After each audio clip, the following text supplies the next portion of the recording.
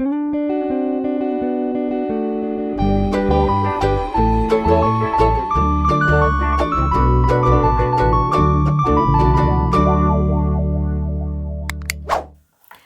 ¿cómo están? Mi nombre es Aida, soy licenciada en nutrición y bienvenidos a otro podcast de Nutrimomento. Ya sabes que si te gustan estos temas, puedes seguirme en todas mis redes sociales. Me encuentras en todas como Nutrimomento. Estoy en Facebook, Instagram, YouTube, Spotify, TikTok y así tal cual como Nutrimomento me puedes encontrar. Hoy tenemos un tema súper interesante que de verdad es algo a lo que le hace falta mucha difusión. Y vamos a hablar el día de hoy del síndrome de ovario poliquístico. Esta es una afección que padecen muchas mujeres, de hecho es el trastorno hormonal más común y está subdiagnosticado. Esto quiere decir que muchas mujeres viven con este trastorno, pero no lo saben. Y para esto tenemos una invitada que de verdad es una persona que admiro muchísimo desde que yo estaba en la carrera, desde que estaba en la universidad. Ella fue mi maestra, tuve el honor de que fuera mi maestra y desde entonces supe la calidad de persona que es y además que es muy inteligente. Les platico un poquito de ella. Su nombre es Griselda Jiménez. Ella estudió la licenciatura en nutrición en la Universidad de Guadalajara, en el CUCS. Y además es fundadora y nutrióloga de Body Santé. También es creadora de contenido en otro podcast que está increíble y se los recomiendo muchísimo, que se llama Ser Nutritivo Podcast. Además es organizadora de seminarios y las colaboraciones que ha tenido en radio y televisión han sido todas maravillosas. En cuanto a sus certificaciones, tiene una certificación en salud digestiva y también está certificada en el tratamiento nutricional de enfermedades autoinmunes. Así que bueno, Gris, bienvenida. De verdad, mil gracias por aceptar esta invitación y también por aceptar hablar de este tema tan importante. Aida, muchas gracias a ti por invitarme y a tu comunidad por abrir este espacio y estos oídos para poder hablar sobre este tema, que bien mencionas es muy importante, a lo mejor cada vez lo escuchan más, pero creo que siempre hay información de valor que no se menciona y que sobre todo cuando una mujer llega a tener este diagnóstico entran muchas dudas, entonces vamos a intentar como ir poco a poco despejando muchas de ellas y buscando soluciones que les puedan pues dar horizonte, ¿no? De cómo abordar el síndrome de ovario poliquístico desde un estilo de vida. Excelente, me encanta. Oye, y pues vamos comenzando entonces por lo primerito que sería, ¿qué es esto del síndrome de ovario poliquístico? ¿Cuáles serían las generalidades que nos puedes platicar de esto? Bien mencionaste, es una de las enfermedades endocrinológicas, o sea, tiene que ver con un trastorno hormonal, que es de los más populares o más comunes en el tema de las mujeres en etapa reproductiva. Por ahí en las estadísticas que probablemente, y bien lo decías, esté subdiagnosticado, hablan de entre un rango de un 6 o un 20% de las mujeres en etapa reproductiva lo tienen. Estas estadísticas han ido aumentando en los últimos años y no se sabe si es porque ha habido un aumento o en realidad es porque se ha empezado a estandarizar mejor el tema del diagnóstico y la difusión, además de la información, es mucho mayor hoy en día y permite que la mujer llegue con más entendimiento y lo mencione con su ginecólogo y el endocrinólogo, quienes cabe mencionar que aunque ambas somos nutriólogas, no es nuestra área de diagnóstico. Nosotros somos las encargadas, todos los que nos dedicamos al tema de la nutrición clínica, nos enfocamos al tratamiento desde el estilo de vida, pero el diagnóstico lo hace un endocrinólogo o un ginecólogo en este caso, que son las áreas de especialidad que pueden hacer el diagnóstico como tal. ¿Qué características tienen? Bueno, al ser un trastorno endocrinológico, la verdad es que lleva muchas o puede darse, es un síndrome que tiene muchas características, entonces no necesariamente todos los síntomas que voy a mencionar tienen que estar presentes, pero evidentemente algunos de ellos forman parte de los criterios para poder hacer diagnóstico. Y aquí me gustaría y me tomaré el atrevimiento de invitar a tu comunidad a no autodiagnosticarse, el que sepan y reconozcan que en tener la información les sirve para acercarse con un profesional, para poder dar pistas, pero no para hacer diagnóstico, ¿sí? Dentro de las características clínicas que tienen principalmente quienes tienen síndrome de ovario poliquístico es que hay un aumento en los niveles de andrógenos. Esta es la característica principal. Causa una disfunción ovárica. este aumento de estas hormonas, de estos andrógenos, que es lo que la gente llama comúnmente como hormonas masculinas, pero que hemos de decir que no son exclusivas del género masculino, en realidad es que también nosotras las tenemos y no solamente cuando hay un síndrome de ovario poliquístico, sino que son necesarias en nuestros ciclos normales. Pero en medidas distintas. Exactamente, cuando ya hay un hiperandrogenismo es cuando ya se considera que puede haber síndrome de ovario poliquístico, porque no es la única característica, pero sí es de las principales, ¿sí? Al haber una disfunción ovárica, hay irregularidades regularmente en el periodo. Esto no quiere decir que en todos los casos. Hay mujeres que de hecho pueden ser muy regulares, considerando regular un ciclo menstrual que va entre 25 y 35 días para que llegue el sangrado menstrual, pero aún así puede haber también síndrome de ovario poliquístico. Así que aquí es donde se empieza a ser difícil para poder hacer diagnóstico. Y en algunos casos, al hacer un estudio, ya sea un ecoabdominal, un ecopélvico principalmente, o al hacer un estudio vaginal, que es lo que hace el ginecólogo, puede haber algún cambio en la morfología del ovario. Entonces, estas son principalmente las tres características que se van. ¿Cómo se siente esto o cómo se ve a nivel sintomatología? Porque pues al final el paciente lo siente o lo ve. Para muchas mujeres, el tener hiperandrogenismo, estos niveles altos de andrógenos, da resultado caída de cabello, pero no esa caída de, es que se me caen unos cuantos, a todas se nos cae el cabello y a Y es todos se nos cae normal, el cabello se y va es normal. renovando. Exactamente, es parte normal del cabello y de ciertas etapas, de hecho también de la caída de cabello. Pero es una caída de cabello muy fuerte, puede empezar a haber escasez, es muy característico aparte la alopecia por niveles altos de andrógenos, se tiende a hacer como la línea media mucho más ancha o muy marcada las entradas y sí es muy abundante la caída. Aumento en las vellosidades en zonas muy características como que aumenta el bigotito, todas tenemos bigotito, también no hay que llevar toda la idea a algo patológico, a todas nos sale bigote, a todas nos pueden salir un poquito de vellos alrededor del pezón, eso también es normal en la zona abdominal, pero cuando empieza a haber un aumento de estos o siempre ha estado un aumento, un crecimiento, una coloración muy marcada, pueden ser signos de alerta de que los niveles de andrógenos estén altos. Sí, Y que también acné. suelen ser vellitos más gruesos, más oscuros, con características distintas a lo mejor a lo que veníamos acostumbradas, a lo que venías acostumbrada en tu vida, o como bien lo dices, que desde la adolescencia tuvieron características distintas y que por ahí pueden darnos un poquito de luz del diagnóstico.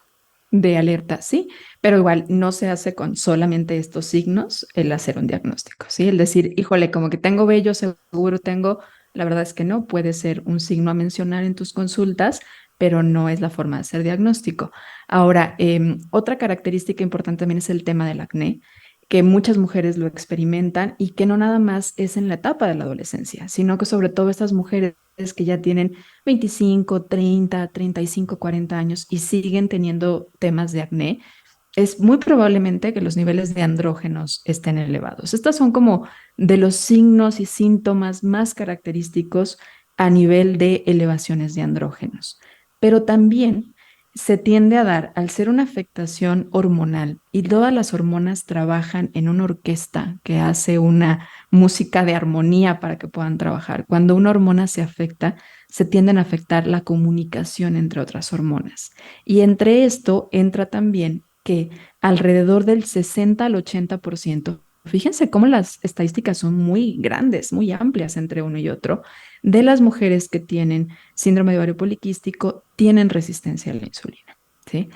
Esta condición cada vez es más difundida, pero si es la primera vez que lo escuchas, empieza a haber alteraciones en el metabolismo de la glucosa, páncreas produce mucha insulina, pero esta insulina no es tan capaz de controlar los niveles de glucosa en sangre y esto se llama resistencia a la insulina.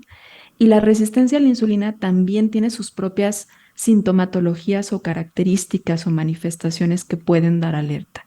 Por ejemplo, cambios en la composición corporal. Empiezo a subir de peso y particularmente me doy cuenta que es más tejido graso en mi cuerpo de manera muy radical, sin hacer un cambio importante o muy latente en mi forma de alimentación, de ejercicio. Empiezo a tener más ansiedad por comer hidrato de carbono, me doy cuenta que me siento muy agotada después de comer, son características de factores o foquitos de alerta que nos pueden estar hablando de una resistencia a la insulina. Si muchos de estos signos se juntan, empiezo a tener aumento en mis brotes de acné, empiezo a tener irregularidades en mi ciclo menstrual, me doy cuenta que estoy teniendo cambios en mi comportamiento de hábitos alimenticios por ansiedad, por compulsión, por aumento de deseo a comer, pues podría ser señales importantes a recabar, a mencionar en una consulta, repito, con el endocrinólogo y con el ginecólogo.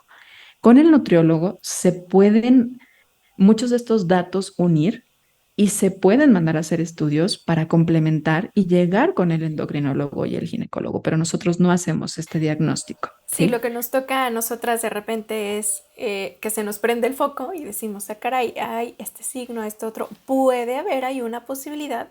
Entonces se mandan pedir los estudios para entonces que los, digamos, los interprete para poder dar el tratamiento correcto un médico, que en este caso sería ginecólogo o endocrinólogo. Oye, Grisi, perdón que me regrese un poquito, pero me parece bien interesante comentar que cuando decimos síndrome de ovario poliquístico, a veces las personas piensan que sí o sí tiene que haber quistes en los ovarios, porque se llama síndrome de ovario poliquístico.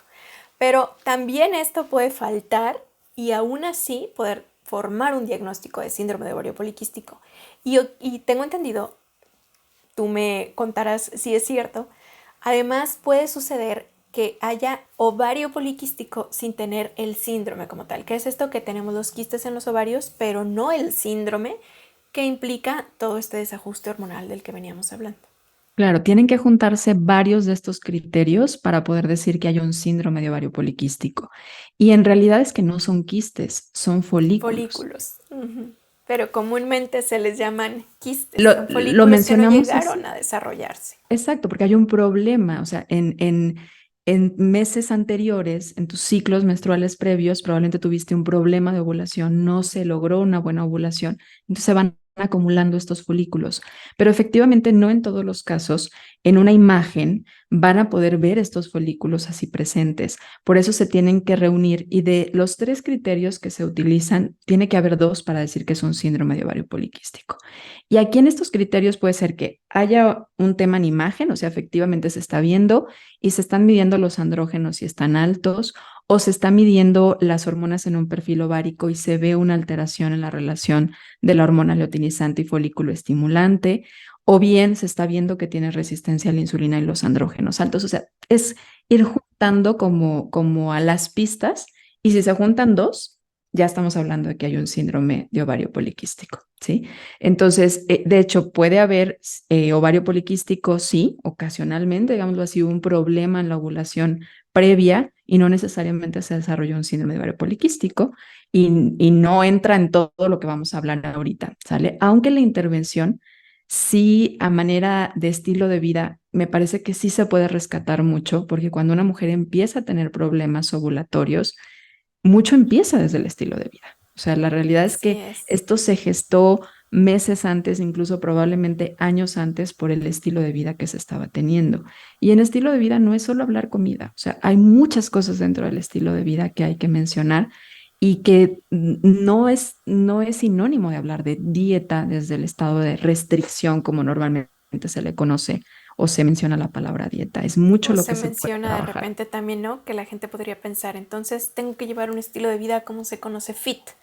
Ujú. Vamos a hablar de más aspectos más allá de lo fit. Además, estaríamos hablando de aspectos emocionales, de estrés, del sueño, que bueno, ahorita nos vas a platicar más a fondo.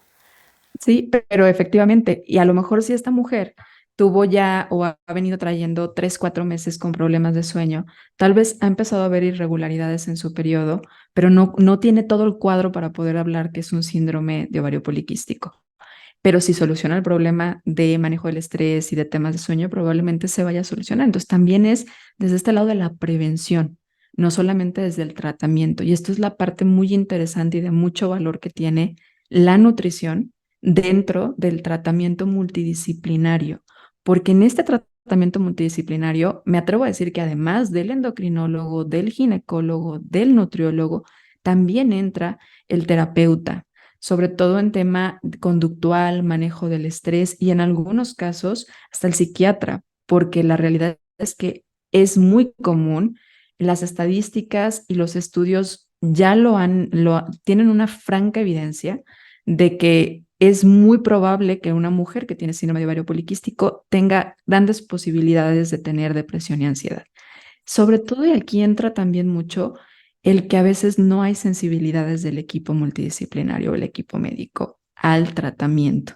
Entonces, lo único que se le da son pastillas anticonceptivas y entonces ella se sigue sintiendo mal, sigue teniendo el problema y entonces no siente esta escucha, no hay un manejo de la emoción, no hay un manejo del tema del sueño y pues efectivamente se va desarrollando un tema de depresión, ansiedad y muchos trastornos más. Entonces, somos muchos los profesionales que tenemos que entrar aquí de manera idónea, Y no que es fácil sería una, económicamente. creo que esto de la ansiedad y depresión pues sería también multifactorial. Si tenemos un desorden de sustancias en el organismo, pero además esta frustración que mencionas de decir, oye, me estoy tomando la pastilla que me dijeron con la que me iba a sentir bien, pero no me siento bien y el médico entonces no me cree y entra pues me atrevería a decir que es un conflicto muy fuerte, que lo he vivido mentalmente, de decir, entonces soy yo la que está mal o la que me estoy imaginando cosas. Creo que siempre hay que creerle al cuerpo cuando nos habla, es que algo nos quiere decir. Y como dices, si lo vemos de forma integral, de forma interdisciplinaria, el resultado va a ser muy distinto. Así lo vemos por partecitas nada más. Sí, y que el tratamiento al final se reúna, o sea, que todo esto se tiene que juntar. O sea, de hecho, lo ideal en un mundo utópico, porque sé que no pasan todos los casos, los profesionales que estamos atendiendo a un paciente tendríamos que tener comunicación entre nosotros para poder dar esta atención. ¿Y por qué tratarlo? Porque habrá muchas mujeres que a lo mejor digan, bueno, pero yo estoy buscando embarazarme. ¿Para qué? ¿No? O sea, fuera del incómodo que puede ser que me haga la depilación láser y yo todavía tenga problemas de que no me está dando resultado, o de que tenga caída de cabello y me esté preocupando, o el acné, o que esté teniendo un cambio en mi composición corporal. Habrá algunas que, de hecho, no tengan muchos de estos síntomas y digan, por qué tratarlo si no me está dando problemas, si yo no me quiero embarazar ahorita? Porque sí es un factor de riesgo a desarrollar otros problemas metabólicos, porque se ve muy unido con procesos inflamatorios, se ve muy unido con temas de cáncer, de tumoraciones, de alteraciones en el colesterol. O sea, realmente es importante abordarlo, porque no es cualquier cosa, no es una cuestión meramente reproductiva. Mantener un sano ciclo menstrual y que nuestras hormonas estén bien es, es calidad de vida. Yo les digo que un ciclo menstrual es nuestro reporte que nosotras tenemos de que vamos bien, ¿no? Nosotras tenemos esa facilidad, veámoslo como una empresa, nuestro cuerpo nos manda un reporte mes a mes donde nos dice, así están las cosas, todo bien, o nos dice, bájale al estrés, o duérmete más temprano, o regula un poquito más la parte de tu consumo de hidratos de carbono, favorece la fibra a través de nuestro ciclo menstrual. Entonces es importante abordarlo, no nada más desde un lado reproductivo, sino de verdad de un tema de salud, porque se une con muchas otras condiciones metabólicas. Es como una cadena, o sea, se va a un efecto dominó, en donde si algo no está funcionando bien, queramos o no, nos interese o no ese algo que no está funcionando bien en este momento, pues va a desencadenar otras cosas. Es tremendamente valioso todo lo que mencionas, Gris. Y respecto a los hábitos, que decíamos que no solamente se iba a hablar de comida, ¿qué otros hábitos mencionarías tú como los primordiales a prestar atención si estamos frente a un diagnóstico o un posible diagnóstico de síndrome de ovario poliquístico? Yo antes de irme a hablar de los hábitos, y creo que también entra en un hábito, el hábito del monitoreo de laboratorios, sin obsesiones. Pero creo que también esto es relevante, porque es una forma de escucha, de interpretación, de conocer cómo está nuestro cuerpo y cómo va cambiando a lo largo del tiempo. Hoy hacemos mucho esta recomendación de escucha tu cuerpo, pero la verdad es que a veces no sabemos cómo interpretarlo. Y no es lo mismo escuchar que saber interpretar el mensaje. Y ahí es donde entra el valor de los profesionales de la nutrición, de la salud. Y los laboratoriales son una forma de escuchar también cómo va nuestro cuerpo, cómo está nuestro cuerpo. Y no está esta cultura preventiva de análisis de laboratorio una vez al año. O sea, la verdad es que muchas veces hay pacientes que tienen 2, 3 años o que tienen 25 años y jamás se han hecho estudios de monitoreo y son importantes de evaluar. No es todo lo que sienta la persona. De hecho, para mí, si lo viéramos en una pirámide, pues es mucho más arriba en tema de prioridad, lo que siente versus lo que diga el laboratorial. Pero los laboratoriales son una muy buena forma de echarnos un clavado a nuestro estado de salud y de ir previniendo muchas de estas cosas. Y de hecho, para hacer un diagnóstico se requieren también laboratoriales. Se requiere medir estos andrógenos, se requiere ver si hay resistencia a la insulina. Puede ser útil checar cómo está tu glándula suprarrenal, porque ahorita que vamos a hablar del tema del estrés, vamos a ver cómo los andrógenos también se asocian con el tema del estrés. Y se requiere evaluar cómo van tus niveles de colesterol y todo eso. Entonces, creo que uno de los hábitos preventivos y que a final de cuentas son indispensables una vez teniendo diagnóstico es el monitoreo a través de estudios laboratoriales sin obsesiones, porque también ya entra al otro lado de la población que está obsesionado haciendo estudios cada mes, cuando Sí, en claro, realidad es de que pues, todo, no es buscándole. necesario, no es necesario. Dentro del estilo de vida, ¿qué entra? En un patrón de estilo de vida saludable, porque no existe una dieta para síndrome de ovario poliquístico. Eso me parece elemental de mencionar. No existe una dieta para síndrome de ovario poliquístico porque las dietas y las estrategias se hacen para el paciente, no para la enfermedad o el síndrome, ¿sí?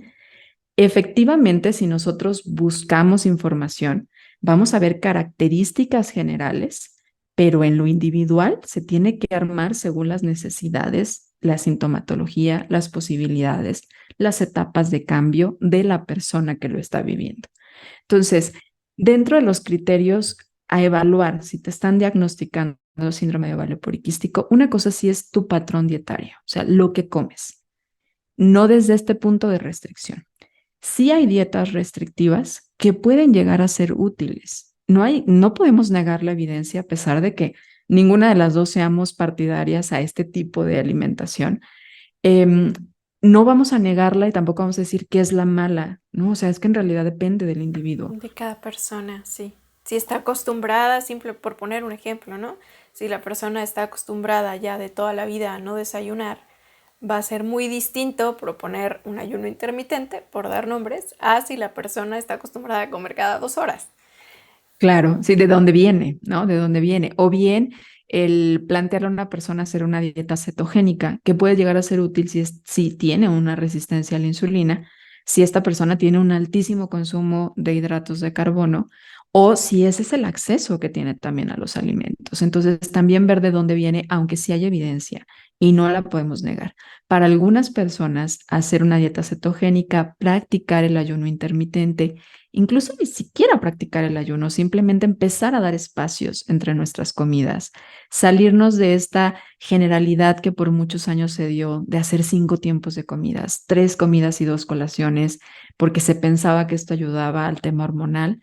Hoy no, hoy sabemos que no, hoy sabemos que metabólicamente no es lo mejor y también es importante que los mismos nutriólogos que nos pusimos a dar esta recomendación hace años y a difundir esta información, hoy Podemos digamos, decir, esta ¿qué creen? recomendación ya no, así es la Sí, ciencia, así es así la es la ciencia. ciencia y no lo hicimos desde la ignorancia o desde tener mala fe, sino que era lo que en ese entonces se creía que la evidencia lo decía, la ciencia va avanzando y vamos descubriendo cosas nuevas. Claro. Entonces, sí, como yo les digo a mis pacientes cuando tocamos este tema o cuando tienen este tipo de diagnósticos de resistencia a la insulina, por ejemplo, imaginemos al páncreas como si fuera una lavadora que ya va a terminar su ciclo y llegas y le avientas otras 4 prendas sucias. Pues por supuesto que va a poder hacer la labor, pero es como si volviera a empezar y no dejamos descansar esta lavadora. Veamos al páncreas como un órgano que es bueno dejarlo descansar, darle sus pequeños respiros y eso lo vamos a obtener espaciando un poco el tiempo de comidas, que esto no quiere decir que vamos a pasar hambres. Quiere decir que vamos más bien a adaptar las comidas a distribuirlas de forma distinta a como se recomendaba anteriormente. Y esta es una recomendación para quienes están teniendo resistencia a la insulina dentro del síndrome ovario poliquístico, que recuerden que no son todos. Sí es una gran cantidad, se habla de entre 60 y 80%, pero entonces, ¿dónde dejamos al otro 40 o 20%? O sea, tampoco Claro, hay que generalizarla, ¿sí? así es. Y por otro lado, no solamente la ciencia avanza, la sociedad modifica su forma de comer, su forma de vivir. Y nosotros también hemos tenido mucho de este cambio. Nos movemos menos, tenemos un mal manejo del estrés, dormimos mal, tenemos hiperdisponibilidad de los alimentos. Entonces, a lo mejor esta recomendación que era viable hace 30, 25 años, hoy ya no tiene fundamento en la sociedad que hoy somos. Hoy hay una hiperdisponibilidad de alimentos bajos en fibra. Hoy hay un proceso inflamatorio en nuestro cuerpo en la mayoría de los casos por múltiples factores que ahorita vamos a indagar un poquito más, pero esto está haciendo que muchas recomendaciones pasen a ser obsoletas. Y aquí es donde de repente, pues para poder sanar, necesitamos romper esas recomendaciones generalizadas y entre ello es pues practicar, a lo mejor no ayuno intermitente si no está dentro ni de tus posibilidades ni de tus intereses, pero sí dar más espacios entre tus comidas, sí favorecer a que pasen un ayuno de 10 horas, 12 horas entre tu cena y tu desayuno, puede ser algo bueno para poder controlar la resistencia a la insulina, que se da en muchos casos, porque la misma elevación de andrógenos empieza a afectar a la parte de la insulina. Entonces, se llega a dar en muchas mujeres, en otras no, y esta podría ser una recomendación viable. Ahorita mencionaba también lo de la fibra, y a mí esta me parece una recomendación bien valiosa porque no es tan invasiva como lo es hablar de quitar comida. Si estamos sumando, estamos metiendo una característica diferente. Parte de la problemática que hoy vemos, que es un cúmulo de cosas, porque no es un solo factor, son muchos factores, que ha aumentado las estadísticas en resistencia a la insulina, en síndrome de ovario poliquístico, es que los alimentos son más industrializados. Y a mí no me gusta pelearme con la industria de los alimentos, porque gracias a la industria de los alimentos es que hoy, pues, el hambre ha disminuido, pero no necesariamente los problemas de desnutrición han disminuido. Es lo que estamos viendo la otra cara de la moneda. Pero el alimento para hacerlo menos perecedero, una vida de anaquel más larga, por intereses de la industria, si quieren o no, pero también ha dado resultado a la humanidad, esto lo que han hecho es quitarle la fibra y quitarle muchos de los componentes que son nutrimentos de valor. Y la fibra, si bien no nos nutre a nosotros, no nos alimenta a nosotros, alimenta a nuestra microbiota, que hoy cada vez sabemos más lo valiosa e importante que es para modular la inflamación en nuestro cuerpo. Una característica que tiene el síndrome de ovario poliquístico y muchas de las afecciones endocrinas que hay es que hay un proceso de inflamación pequeñita pero constante, sostenida. Y parte de la modulación de esta inflamación se puede generar mucho mejor si hay una buena microbiota, pero si no les damos de comer, no les damos de comer fibra, que es lo que ellos comen, pues entonces aunque te la pases tomando probióticos, eso es como llevarte el pez, pero no llevarte la pecera ni la comida. O sea, realmente necesitas el equipo completo para que el pez sobreviva. Necesitas tener un buen ecosistema y necesitas darle de comer.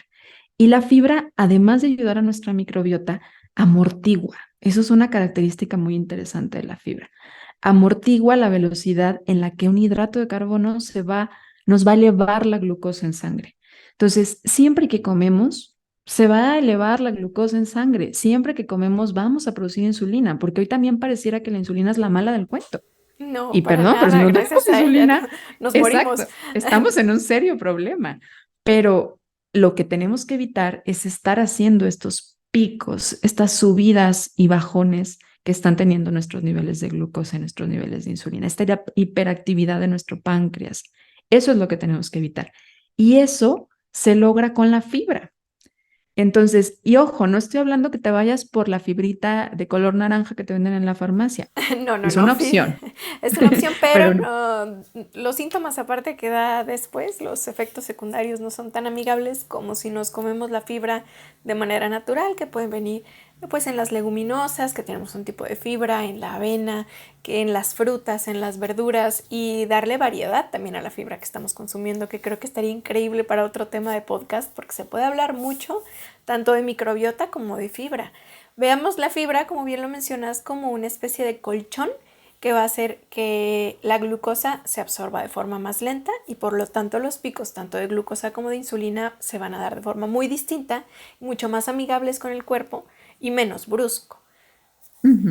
Otra estrategia aquí, digo, aquí en cuestión de la fibra es, bien lo decías, mete variedad, les vas a dar de comer a tu microbiota y aparte estás metiendo toda una matriz alimentaria cuando lo haces desde el alimento a cuando lo haces desde un suplemento. Para algunas personas puede ser útil el suplemento, pero no es la recomendación que estamos queriendo dar ahorita. Es mete más vegetales, asegúrate meter fibra en el tiempo de comida que estás incluyendo. Incluso a veces cambiar el tipo de pan hace la diferencia. Meter un poquito de vegetales, cambiar el tipo de fruta y verdura también puede hacer la diferencia sin tenernos que ir en el extremo de contar la cantidad de hidratos de carbono. Porque de hecho hoy la evidencia ya es dura de decir las dietas restrictivas para bajar de peso, porque se creía que si bajabas de peso, bajas la resistencia a la insulina y entonces se puede llegar a remitir el tema del síndrome de ovario poliquístico. Pues la verdad es que no funciona por ahí. O sea, lo que se ha visto es que a lo largo del tiempo las dietas restrictivas no nos van a llevar a nada bueno más que a solamente estar metidos en una rueda ahí dando vueltas, ¿no? Que es otra vez y otra Es vez. como un bucle y entonces bajo y luego vuelvo a subir y otra vez. Y esas variaciones en el peso también nos van a dar problemas metabólicos. Por supuesto, sí, y temas, aquí entra el tema hormonal, que no es nada más calórico. Aquí entra el punto de que tú puedes estar comiendo las mismas calorías, pero ya no está bien tu respuesta hormonal y esto te va a afectar a cómo respondes a nivel de almacenamiento de energía. Final de cuentas, el peso nunca, el aumento de peso nunca es el verdadero problema en la resistencia a la insulina y por lo tanto no es el verdadero problema en síndrome poliquístico, es un síntoma. Es un parámetro que nos está avisando algo, es una señal de nuestro cuerpo. Ay, Si quiero se recalcar mejora, esto, Gris. Repetirlo. El peso es un síntoma. Entonces estaríamos hablando de que no es la causa ni la solución. no, al Es contrario, la consecuencia. es la consecuencia. Y efectivamente, si regulas tus niveles hormonales, vas a empezar o puede empezar, porque tampoco me gustaría asegurarlo, a empezar a disminuir el tejido graso, si esa fuera la razón por la que se había empezado a subir, ¿sí? Pero no es en sí el peso el problema. Incluso a veces querer bajar de peso cuando hay un tema de resistencia a la insulina, que como lo hemos mencionado y estoy abordando aquí porque tiene que ver para muchas personas en el síndrome del ovario poliquístico, es querer avanzar cuando se tiene el coche en freno de mano. No lo vas a poder mover. Y si lo vas a mover, va a ir de atrás para adelante. O sea, es una cosa de nada. Sí, Necesitas quitar el a freno de marchas mano, forzados. sanar tu cuerpo y ahora sí, a lo mejor avanza si el coche no tiene otro problema, ¿no? Pero que no sea ese el foco de atención, porque ahí se enfoca muchas veces el tratamiento dietético cuando en realidad se puede hacer mucho más en toda la parte del estilo de vida. Incluir proteínas también esa es una muy buena estrategia. Por ejemplo, particularmente en el desayuno, porque al estar afectada la insulina, también empieza a afectarse la señalización de saciedad. Y aquí es donde vuelvo a traer esta frase de escucha tu cuerpo. A muchas personas les dicen, es que tú sabes hasta dónde comer y te dicen, yo tengo hambre todavía, yo sigo comiendo. Y más cuando hay un trastorno de este tipo. Claro, cuando en realidad es que ya es evidente que ya comió más de lo que comía normalmente y se saciaba. Hay un tema de saciedad, hay un tema de afectación en la señalización. Entonces, también a veces este buen mensaje que aparte suena muy bonito y me parece muy de regenerar nuestra relación con nuestro cuerpo y nuestra confianza, también a veces no aplica en todos los casos cuando hay un problema de señales en nuestro organismo, porque las hormonas de saciedad se ven afectadas, la señalización de saciedad se ve afectada. Entonces la persona evidentemente quiere comer más porque no se siente nutrir su cuerpo, Y ¿sí? me No se gustaría, sacia la necesidad de su cuerpo. sí, claro, y me gustaría aclarar que aún en personas completamente saludables, este escucha tu cuerpo es una curva de aprendizaje y no se da de un día para otro y es simplemente como, a ver, ¿qué me pide hoy? Porque como bien lo dice el meme, si no lo escuchamos desde un entendimiento más profundo, pues hablo de cuando hay salud, pues se pueden entender cosas muy distintas. Es como que no estamos hablando el mismo idioma. Entonces de por sí ya es algo complejo y que requiere su curva de aprendizaje. Cuando hay este tipo de problemitas, pues se va a dar de forma Ujú. más complicada.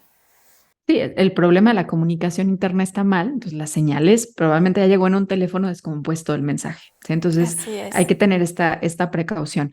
Y aquí es donde puede ayudar tanto el hecho de la fibra, porque también da saciedad, como también el hecho y retrasa el vaciamiento gástrico, que también es parte de la saciedad, como también la inclusión de proteínas. El meter proteína en tu desayuno, particularmente en el desayuno, porque se ha visto que lo que haces en la mañana tiene que ver con cómo se regulan tus hormonas a lo largo de todo el día. Entonces, un desayuno con una buena cantidad proteica, no estamos hablando de una alta cantidad proteica. Y proteína no tiene que ser carne. Esta es la idea de muchas personas que así han relacionado proteína con carne. Pero meter proteína de manera suficiente, adecuada a tus necesidades, que esto es lo que hace un nutriólogo, personalizarlo en tu desayuno, puede ser una estrategia que te ayude con el tema de la resistencia a la insulina, que puede ayudar si es el caso de por lo que estás presentando síndrome de ovario poliquístico y otras afecciones hormonales. Ahora, para no encasillar mucho en la dieta, porque dije que no quería hablar mucho de esto nada más, Pero el también se manejo del necesita, no estrés pasa también nada. se Es necesita. parte del podcast. Sí, el manejo del estrés me parece también elemental. La mayoría de las mujeres con síndrome de ovario poliquístico tienen problemas para dormir, tienen problemas para el manejo del estrés y además la misma resistencia a la insulina y la misma producción de andrógenos modifica nuestra sensación y percepción del estrés. Digamos que lo dimensionas mucho más grande, o sea, como que lo tienes aquí enfrente muy, muy pegadito y lo ves así enorme. En cambio, cuando tus niveles hormonales están bien, lo puedes ver desde un lugar mucho más seguro, mucho más sereno, incluso aunque estés enfrente del estrés. Entonces, también la percepción se vuelve distinta. Entonces, por eso yo les mencionaba que hay una alta estadística de que las mujeres que tienen síndrome de ovario poliquístico tienen posibilidades de tener presencia de depresión o ansiedad y problemas de trastorno del sueño. Entonces, también es una cuestión hormonal. Y hay quienes dicen, es que yo tengo ansiedad y tengo síndrome de ovario poliquístico. Es que se une. De la Ujú, manita completamente. ujú. Y fíjate qué interesante esto que mencionas del estrés, que lo voy a ligar a lo que mencionaste anteriormente con no enfocarnos en el peso como centro del tratamiento o como creer que es parte del avance. Muchas mujeres lastimosamente están enfocadas en que si bajan de peso van a poder avanzar más hacia la salud de este trastorno, de este síndrome, perdón, y entonces se agobian tremendamente cuando quieren bajar de peso con el freno de mano puesto y se vuelve contraproducente. Ujú. Sí, porque estás en el círculo vicioso. Me estreso más porque no puedo. Me dijo que comiera esto y yo quiero esto otro. Me dijo que aquí parara y yo quiero comer más. O sea, es todo un tema de Es una comunicación lucha interna. constante y además si están cargando el tema de que sí o sí tienen que bajar de peso, que de repente creo que ya no se da tanto, quiero creer, pero en médicos anteriormente, nutriólogos también que no se actualizan de repente tanto, pues sí les pueden dar esta recomendación errónea del día que bajes de peso esto se va a solucionar. Y les cargan la mano y el estrés de forma tremenda y pues no va por ahí el camino. ¿Y dónde dejas a las mujeres delgadas o que tienen Exacto. un peso, normopeso Y y que tienen una síndrome de ovario que poliquístico. tienes exactamente? O sea, ¿qué recomendación les queda a ellas, no? Que me ha tocado atenderlas como pacientes que llegan y me dicen, bueno, es que todo lo que escucho y leo dicen que tengo que bajar de peso, pero pues yo tengo incluso tendencia a bajo peso, entonces, Dicen, ¿en ¿bajo dónde las más o qué dejas? hago? Claro. Exactamente, o definitivamente yo tengo que restringir las calorías, yo tengo que hacer ayuno intermitente, ¿dónde las dejas? Si esta fuera la verdad la solución a todo el problema de síndrome de ovario poliquístico, entonces ellas se quedarían fuera. No Y habría, esto si eso fuera real, no habría mujeres delgadas con síndrome de ovario poliquístico, así de simple. exactamente, y esto hizo que por mucho tiempo también fuera subdiagnosticado, porque era para muchas personas era increíble pensar, no cabía dentro de las posibilidades que una mujer de un normopeso estuviera teniendo un síndrome de ovario poliquístico. Y también aquí viene mucho la parte del sesgo de peso, ¿no? Del señalar a la mujer que sí tiene un cuerpo más voluminoso, un tamaño de cuerpo más grande, de decir que automáticamente es porque tiene malos hábitos, cuando en realidad a lo mejor el tema es que ya no tiene un buen manejo del estrés. Sí, entonces fíjense cómo puede ser muy riesgoso en querer encasillar a todas las personas cuando es un síndrome, querer encasillarla en las mismas recomendaciones. No se puede. Hay que encontrar el origen, hay que encontrar lo que está potencializando a que este síndrome se esté favoreciendo y no para todas las mujeres es exactamente lo mismo. Y en esta parte del manejo del estrés entra mucho el dormir. Hoy en día creo que empieza a haber más difusión y también digo creo porque la verdad es que estamos muy sesgados a los algoritmos y a lo que nos muestran Sí, nuestras redes sociales y a mi lo que nuestro Instagram sí me entorno, muestra eso, ¿sí? pero no sé si el de ustedes Exacto. O también. nuestras conversaciones o nuestras amistades. Entonces, creo que empieza a haber más cultura de la importancia del sueño. Pero la realidad es que tenemos problemas de sueño. No estamos valorando el sueño como lo tendríamos que valorar. De hecho, por mucho tiempo era como, ojalá no tuviéramos que dormir, estar en la mentalidad de la gente. Y hoy también está un grupo de personas que, ojo, yo vivo con uno de ellos, que es como de las 5 de la mañana, el del club de las 5 de la mañana, y todo mundo tiene que caber en el club de las 5 de la mañana, cuando en Y realidad es entonces que, uno se siente terrible cuando no se puede levantar a esa hora, ¿no? Y cada exacto, persona es un mundo. porque a lo mejor esta persona tiene ese tiempo para hacer su rutina y meditar y caminar y hacer ejercicio y leer o lo que hagan, ¿no? En su hora de la mañana. Y está bien para quienes le funciona, pero la realidad es que el sueño es algo muy valioso. Y si tú te vas a despertar a las 5 de la mañana porque a ti te funciona, entonces tienes que dormirte más temprano, porque no tienes que reducir la cantidad de horas que duermes. Tienes que optimizar tu día, tienes que optimizar tu rendimiento y tienes que darle la importancia realmente al tema de no solamente el sueño, sino el descanso, que esto es lo que hemos alejado mucho, que hay muchas personas durmiendo, pero no descansando, Y peleándose con la cama. recalcar, claro, y recalcar también que si seguimos el ciclo circadiano va a ser muy distinto porque habrá quien dice, es que si duermo mis, no sé, 7 8 horas, pero se están acostando a las 3 de la mañana.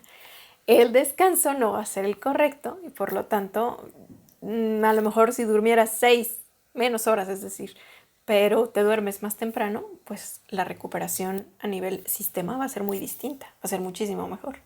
Es que hay hormonas que particularmente se producen en ciertas horas de la noche, por ejemplo, la hormona de crecimiento, que son hormonas de reparación, que son hormonas que permiten que nuestro sistema inmunológico se repare, module el proceso inflamatorio, que se generan, por ejemplo, entre las 11 de la noche y la 1 de la mañana. Y tú te vas a dormir a la 1, ya no alcanzas, ¿sale? Ya llegaste tarde, Se te fue exacto. a ver si mañana, pero para hoy se te fue.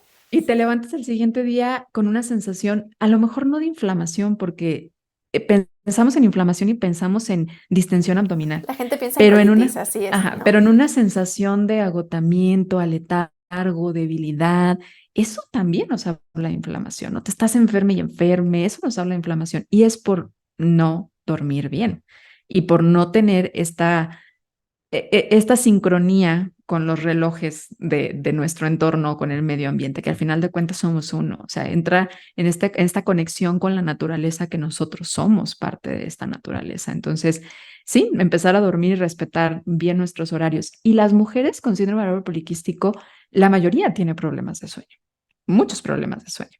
Y eso tiene que ver con la afectación en la ovulación, porque no solamente la melatonina se produce o está en nuestro sistema nervioso para dormir, la glándula pineal para dormir, o sea, en realidad es que hay muchas zonas en donde va y se produce y aparte entra, y una de ellas es el ovario. Entonces, para poder tener una buena maduración del ovocito, de este folículo que va a madurar, necesitamos tener una buena concentración de melatonina. Y esto no quiere decir que tengas que ir a tomártela de manera exógena, tienes que favorecer a estarla produciendo. La melatonina es un importante antioxidante y en este ovocito su membrana es grasa y la grasa es muy fácil de oxidarse. Entonces es parte de lo que protege a este ovocito, a esa membrana que tiene la información genética. Entonces, si tú quieres ser mamá o tú te quieres embarazar, incluso si no quieres, esta membrana es bien importante porque de ahí se va a formar el cuerpo lúteo, que es tu progesterona, que esta progesterona es la que va a ayudarte a tener un ciclo normal en tiempo, pero aparte en donde tú sientas las fases de tu ciclo de manera regulares. Entonces, es de ahí que es tan importante el manejo del estrés, la producción de melatonina, el descanso. Sin esto, la verdad es que aunque comas de maravilla, aunque le entres a la fibra y así, probablemente vas a tener todavía problemas con la parte de tu ovulación. Y hay mucho que se puede hacer también, y creo que otro punto importante es el ejercicio, la actividad física. Voy a cambiarle el término porque no son lo mismo. Cada vez somos menos activos. Actividad física es lo que hacemos en nuestra vida diaria, con lo que nos movemos para poder vivir, y el ejercicio ya es cuando lo hacemos con una cierta intención. Las dos son bien importantes, pero empezando porque si tú no haces actividad física, pues primero entra la actividad física y luego le sumas a meter ejercicio, ¿sí? Porque si Entonces, empezamos el ejercicio vamos a desistir. sí, y aparte a lo mejor lo vas a hacer 30, 40 minutos del día, pero ya el resto del día vas a ser sedentario. Entonces, sigues teniendo el problema de sedentarismo, aunque hagas tus 30 minutos de natación, 50 minutos de natación. El resto del día estás teniendo nula o muy baja actividad física. Entonces, empieza por ser un poquito más activo, ¿sí? Y esta parte de la actividad física y el ejercicio tienen mucha evidencia, en particular para dar soporte en el tiempo a lograr una remisión o una reversión, porque yo todavía no me atrevo a decir si se revierte por completo o si se tranquiliza la enfermedad. O sea, la verdad es que todavía me cuesta trabajo decir, escoger cuál es el término que yo quiero usar. Ambos se Tengo un utilizan. conflicto también con eso. Creo que cuando hay predisposición se mantiene, entonces es complicado mover esos candados genéticos. Pero de que se puede controlar un poco más, de eso sí, no hay duda. Pero y este control depende mucho de la actividad física y el ejercicio. O sea, tú puedes comer muy bien un tiempo, pero tu actividad física te va a ayudar, el ejercicio te va a ayudar, la masa muscular. A mí me gusta explicar lo que es como tener masa muscular es como si pusieras antenitas o satélites que van a ayudar a recapturar esa insulina libre cuando quieras hacer desorden y va a ayudarte aparte a tener niveles de energía mejor, utilizar mejor la energía en general. Entonces, es muy importante cuidar la masa muscular. Y la forma de cuidar la masa muscular no es solamente comiendo proteína, es moviéndote. Entonces, esto es para la vida, en realidad, no es nada más por una cuestión estética. Movernos es elemental.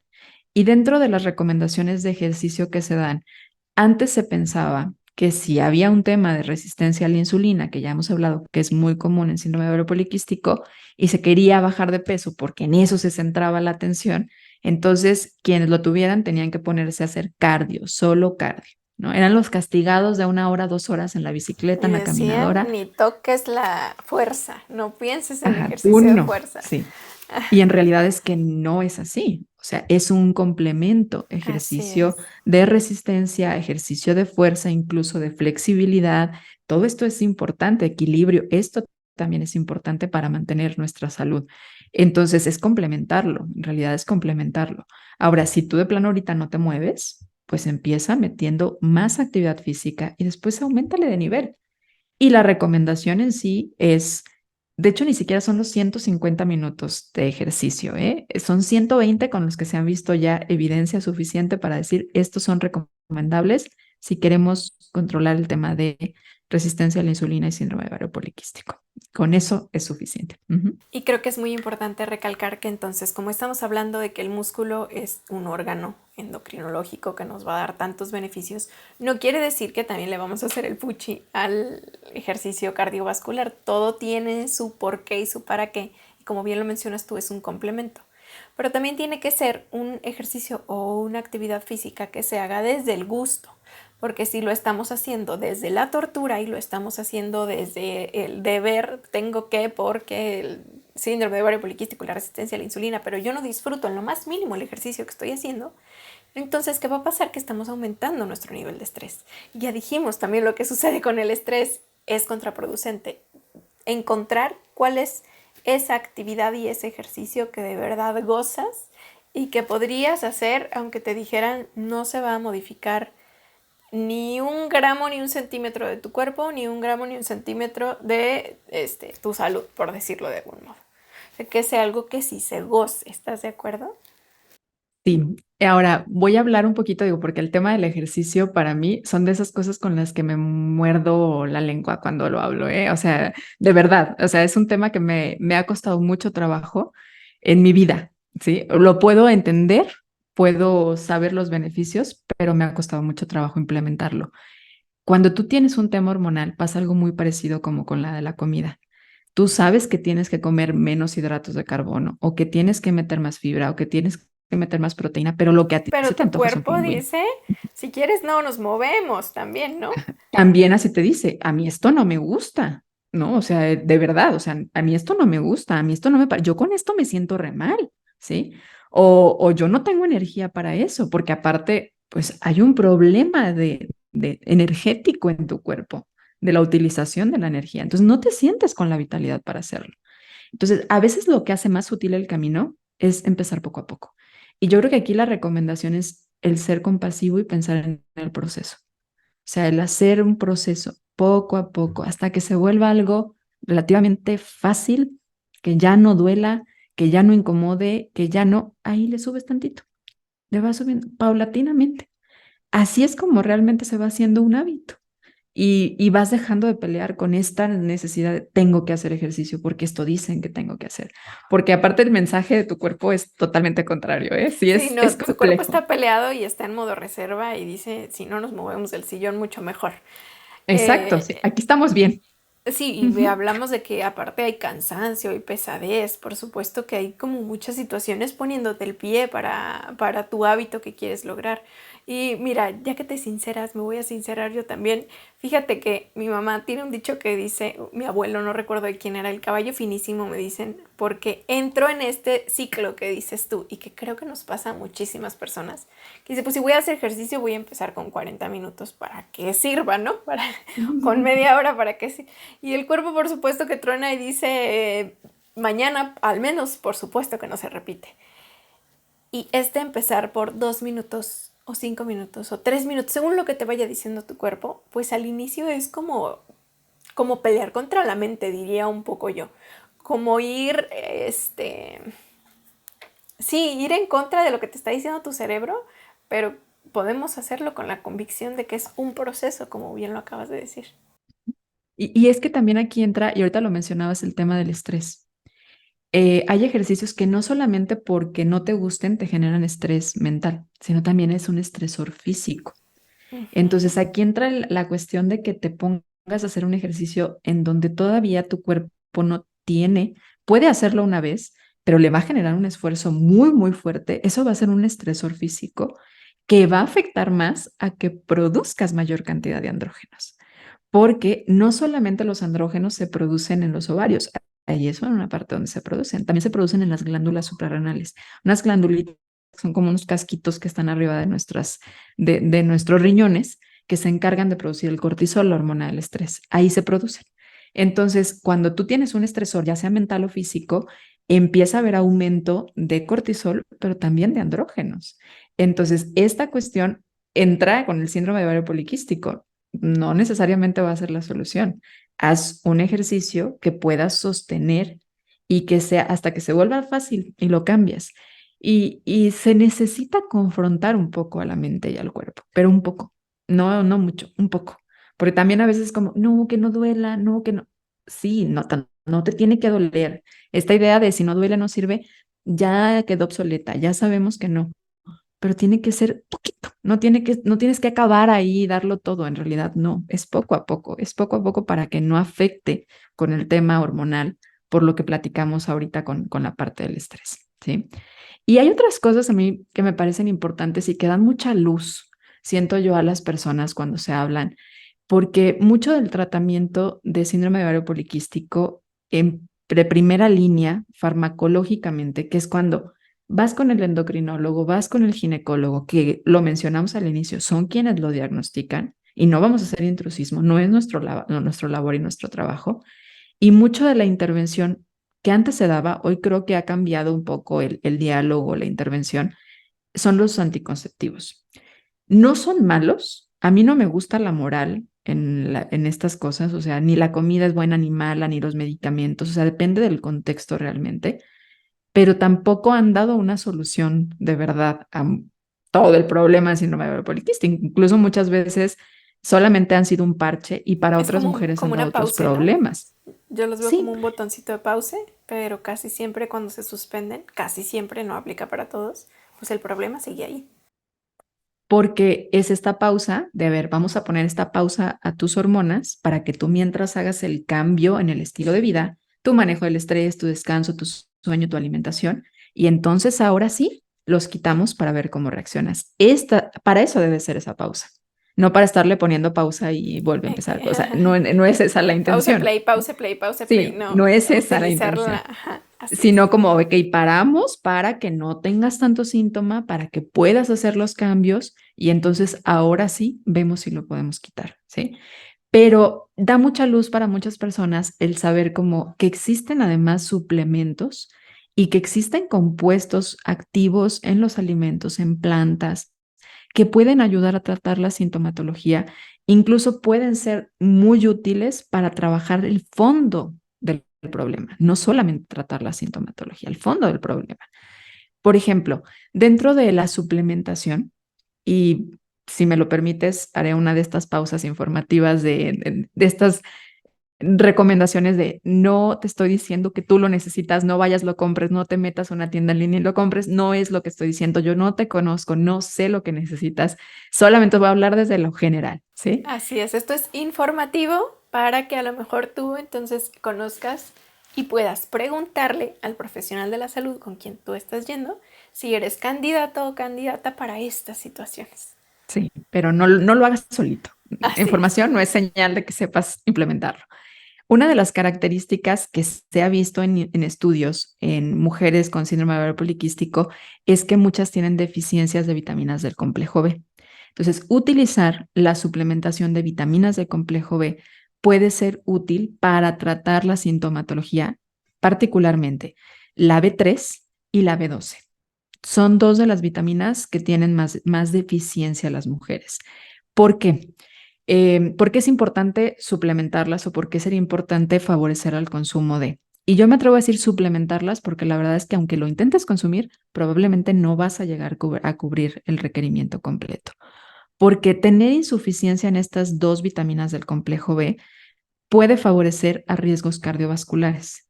Y en sí, tener síndrome de ovario poliquístico ya favorece a tener Ya es un enfermedades factor de riesgo, cardiovasculares. entonces estamos Ujú. quitando. Exacto, es una forma de quitarle. Una de las cosas que hace que la vitamina B12 sea tan necesaria es porque muchas veces el tratamiento o uno de los tratamientos que se dan es un medicamento que se llama metformina. Recuerden que no les estoy diciendo que sea bueno o malo, a veces es necesario, a algunos pacientes cae muy bien, a otros pacientes no. Este medicamento es útil y ha sido útil por mucho tiempo y hay mucha investigación y mucho respaldo detrás para normalizar los niveles de glucosa en sangre y por ende los niveles de insulina en sangre. Entonces, pero también una característica que tiene la metformina es que aumenta la excreción de vitaminas de complejo B a través de la orina. Entonces, de ahí viene que muchos pacientes, particularmente pacientes con diabetes tipo 2, que son quienes llegan a utilizar la metformina por periodos muy largos de tiempo, tengan dolores neuropáticos o tengan riesgos cardiovasculares. Si se suplementa las vitaminas de complejo B en quienes están tomando metformina o en las mujeres con síndrome de ovario poliquístico que toman metformina, puede ayudar a disminuir los riesgos cardiovasculares y también puede ayudar a cubrir este requerimiento de esta vitamina. Esta vitamina, además, las vitaminas de complejo B participan en la conversión a energía, o sea, de la glucosa a energía. Cuando no están, es muy difícil arrancar. O sea, tú comes, pero sientes que no produces energía. Y esto es una característica cuando hay resistencia a la insulina en el síndrome de ovario poliquístico, pero se suma más cuando hay deficiencia de vitaminas de complejo B. Se Entonces, agudiza, así es. suplementarlo podría ser una muy buena solución y no necesariamente es todo el tiempo. Se puede hacer por ciertas etapas porque para algunas mujeres puede ser incómodo la transpiración, el olor de la orina. Incluso para algunas mujeres puede aumentar el acné. Entonces, porque viene en forma de complejo B y el complejo B para algunas sí puede aumentar el acné y si ya traes aparte temas de acné con síndrome poliquístico, por eso la recomendación tiene que ser personalizada, pero a algunas les puede ser muy útil. Otra suplementación bastante buena para la sintomatología y prevención y todo esto es la parte de la coenzima Q10. La coenzima Q10 es un muy potente antioxidante. Cabe mencionar que nuestro cuerpo necesita, los órganos grandes están constantemente oxidando. O corazón, hígado, páncreas, hay un proceso oxidativo constante. Y cuando hay problemas inflamatorios, que esto es característico en síndrome de ovario poliquístico, utilizar coenzima Q10 puede bajar el proceso inflamatorio y también disminuir los riesgos cardiovasculares que se elevan cuando se tiene síndrome de ovario poliquístico y resistencia a la insulina. Otro suplemento importante es la famosa hoy en día vitamina D. Y no se escapa del síndrome de ovario poliquístico su importancia. Se ha visto que las mujeres que tienen síndrome de ovario poliquístico, la mayoría tienen insuficiencia. Aquí no sabemos, la verdad, porque poblacionalmente la mayoría de la gente tiene La tenemos insuficiencia esa de bebé. vitamina D. Como lo Entonces, dices, por el estilo de vida, estamos más sedentarios porque estamos más guardados. Entonces, si estamos más guardados y nos da menos sol, vamos a tener ujú, más deficiencia. vamos, salimos tapados, o sea, no es como que andemos por la calle enseñando el 60% de nuestra piel, que es lo que se debería, y aparte utilizamos protector solar porque hoy en día se necesita. Entonces, todo este tipo de cosas han modificado nuestra síntesis, nuestra producción de vitamina D, y aparte tenemos procesos inflamatorios mayores. Y esto aumenta los requerimientos y la utilización de la vitamina D, que es una de las características. Si el síndrome ovario poliquístico promueve un estado inflamatorio, entonces se necesita más vitamina D para poder ayudar a modular la inflamación. La suplementación de vitamina D en dosis se ha visto que 20,000 unidades internacionales a lo largo de la semana, o sea, como suma de la semana, puede ayudar a disminuir el tema de la glucosa en ayuno, de los triglicéridos, del índice OMA, de alteraciones en los andrógenos en las mujeres que tienen síndrome de ovario poliquístico. Ahora, es una vitamina liposoluble. Las vitaminas liposolubles no las orinas, no las sudas, se acumulan. No es como la vitamina B que vas a salir y vas a orinar y vas a ver la pipí amarilla radioactiva y Y vas a oler y como a ya se fue medicina y y no ya pasa salió. nada. Esta no. Entonces, esta se mide para poder adecuarla. Estas 20,000 unidades internacionales son lo que nos dice la evidencia en poblaciones que se han estudiado, digamos como el promedio, pero no todo el mundo necesita el Y en promedio. Estamos poblaciones que sí tengan carencias, si tu estudio lo justifica. Ujú. Que bueno, si hablamos poblacionalmente, hoy en día, espero no estar muy lejos de las estadísticas, pero alrededor del 70-80% de la población mundial tiene insuficiencia de vitamina D. Entonces sí es muy, muy alta, ¿sí? Y otro suplemento importante aquí, y de hecho va muy de la mano con la vitamina D, es el omega 3. El omega 3 también ayuda a regular la parte de la inflamación. Y en esta parte de la inflamación, vuelvo, en sí, el síndrome ovario poliquístico promueve un estado inflamatorio. Esta alteración de comunicación en las hormonas promueve un estado inflamatorio. Pero el tener una suplementación adecuada de omega 3 también disminuye los niveles de andrógenos y ayuda a regenerar la respuesta de nuestro sistema inmunológico. Entonces, es útil en el síndrome de ovario poliquístico. El omega 3 sería fabuloso que lo pudiéramos cubrir a través del alimento, pero la verdad es que no diario lo vamos a cumplir a través del alimento. Entonces puede ser un suplemento que yo sí les digo así como básico, sobre Sí, todo si ese sí estás es medio de trayendo un cajón, síndrome. porque no Sí, alcanzamos el requerimiento, no hay forma. A menos de a que lo mejor el tengas día que un te echaste tu cultivo de lomito de salmón. atún, Ah, sí. exacto, ¿no? A lo mejor esos días lo alcanzas, pero pues no va a ser diario, no va a ser diario. Entonces ahí es cuando utilizar tu suplemento puede ser muy útil. Y aparte las dosis a veces tienen que ser un poco más altas del requerimiento diario general de la persona. Hay uno que a lo mejor han escuchado la mayoría y creo que desde que dije que iba a hablar de suplementos pensaron que iba a empezar por ahí, que es el inositol. Se ha vuelto muy popular el inositol.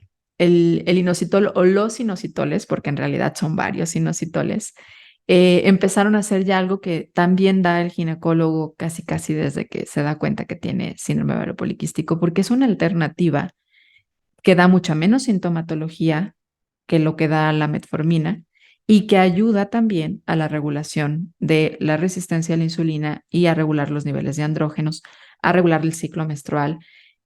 No es exclusivo del uso de las mujeres y no es exclusivo de cuando hay síndrome ovario poliquístico, Aunque porque la mercadotecnia nos diga lo contrario. exactamente, por eso lo quiero mencionar, porque si tú buscas, vas a ver un montón que son rositas y Sí, que claro, y se con la llaman FEM y que, mariposita. ajá, Ajá, exactamente. en realidad es que puede ser útil para los hombres que tengan resistencia a la insulina, puede ser útil para quienes estén teniendo elevaciones de glucosa, hiperinsulinemia, podría ser útil, pero bueno, en la mujer se ha visto mucho efecto cuando tienen este tipo de trastornos ovulatorios y no necesariamente tengan que tomar la metformina o incluso puede ayudar a evitar que tengan que tomar más dosis de metformina. Entonces, a veces puede ser combinado.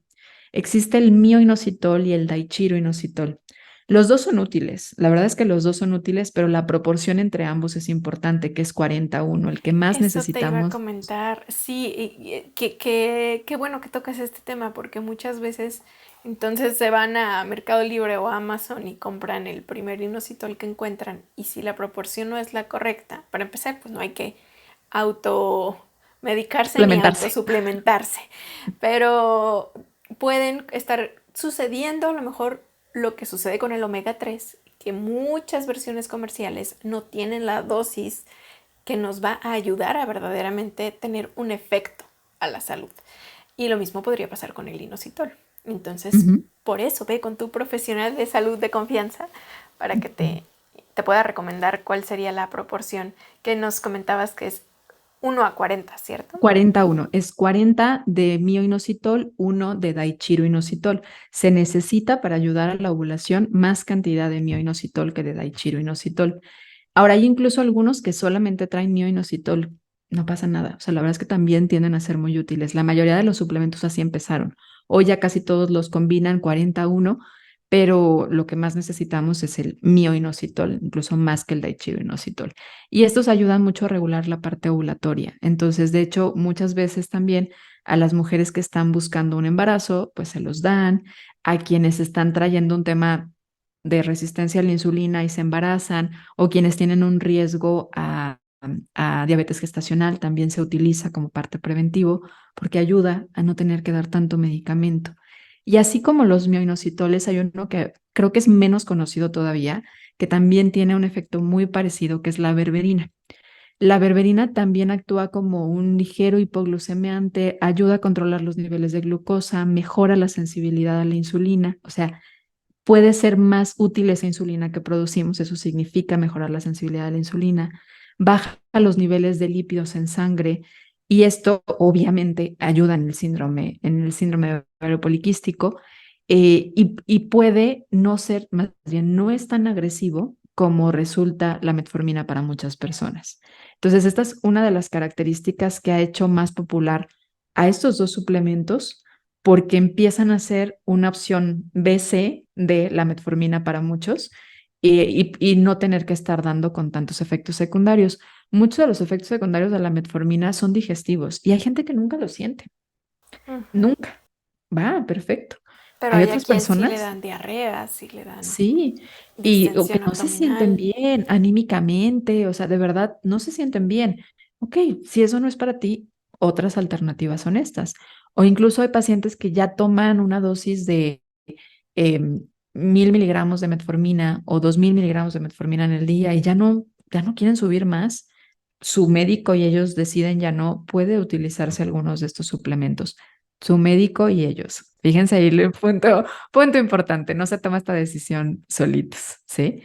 Y ya para ir cerrando, si tú decides que así sea, me gustaría también hablar de algunos compuestos activos, porque también no todo es suplemento, hay plantitas muy útiles en síndrome poliquístico. A mí me gusta mucho esta parte de regresar a la naturaleza.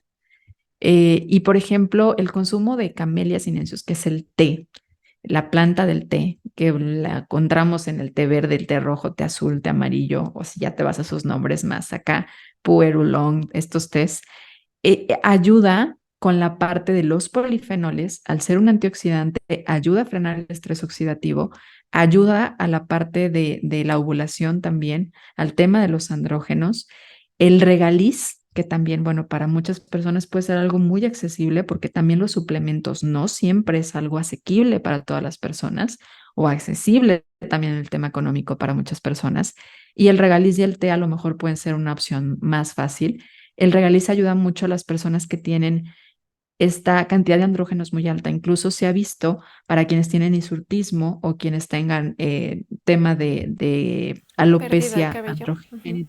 androgénica, que puede ayudar de manera importante para estos excesos. El Vitex, aunque este es un poco controversial, este sí se toma más en forma de suplemento para lograr la dosis, pero puede ser útil también. La cúrcuma, que también se ha vuelto tan popular hoy en día, porque si hemos hablado del proceso inflamatorio como una característica importante, la cúrcuma, su compuesto activo que es la curcumina, Antiinflamatorio.